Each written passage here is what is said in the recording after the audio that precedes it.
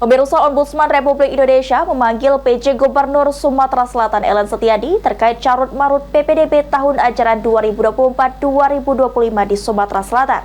Pemanggilan itu sebagai tindak lanjut karena 3 saran korektif dari Ombudsman Sumsel tidak dilaksanakan. Bapak dan Ibu pakaian adat terbaik. Ombudsman Republik Indonesia melakukan pemanggilan terhadap PJ Gubernur Sumatera Selatan untuk dimintai klarifikasi terkait carut-marut PPDB tahun ajaran 2024-2025. Kepala Perwakilan Ombudsman Sumsel M. Andrian Agustiansyah mengatakan, pemanggilan itu untuk meminta klarifikasi alasan PJ Gubernur Sumatera Selatan sebagai tindak lanjut karena Ombudsman RI menilai tindakan korektif laporan hasil pemeriksaan investigasi atas prakarsa sendiri atau LHP-IAPS belum sepenuhnya dilaksanakan oleh pemerintah Provinsi Sumatera Selatan.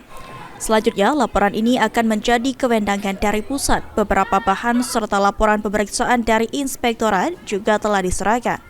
Setelah dilakukan pengecekan lebih lanjut, Ombudsman Republik Indonesia akan mengeluarkan rekomendasi ataupun tetap rekomendasi dari Ombudsman Sumatera Selatan. Nah, kemarin memang beberapa hari yang lalu proses dari Ombudsman RI Pusat memanggil langsung pejabat gubernur kita Bapak Ellen Setiadi untuk dimintakan klarifikasi secara langsung, didengar kenapa dan apa penyebab dari pihak Pemprov sehingga tidak melaksanakan saran korektif tersebut. Ditambahkan Adrian, salah satu hal yang menjadi alasan pemerintah provinsi tidak dapat melaksanakan saraf korektif yakni psikologi dari siswa-siswa tersebut jika dicabut statusnya. Namun Ombudsman Sumsel juga telah mengingatkan untuk memikirkan siswa yang berprestasi dan seharusnya masuk tetapi justru tidak masuk karena diisi oleh siswa lain. Selain itu, adapun rekomendasi dari Ombudsman Republik Indonesia, pemerintah provinsi berkewajiban untuk melaksanakan keputusan tersebut.